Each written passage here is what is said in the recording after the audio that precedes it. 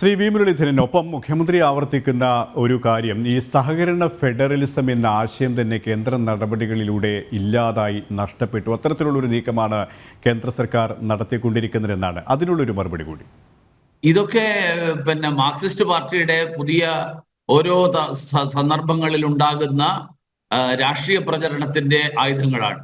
കുറെ കാലം കുത്തക മുതലാളിമാർ, ബൂർഷ്വ എന്നൊക്കെ പറയുന്നത് പോലെ ഒരു പ്രചരണം സഹകരണ ഫെഡറലിസത്തിന്റെ കടക്കൽ കത്തിവെക്കുന്നു.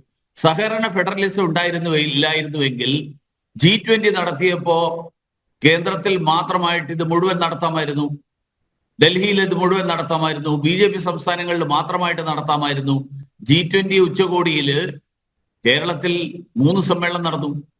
ആ 3 സമ്മേളനം നടത്തിയത് കേരളം കൂടി ഉൾപ്പെടുന്ന ഇന്ത്യയാണ് G20യുടെ അധ്യക്ഷത വഹിക്കുന്നത് എന്ന് ഉള്ള നരേന്ദ്രമോദി സർക്കാരിന്റെ നയത്തിന്റെ ഭാഗമാണ്.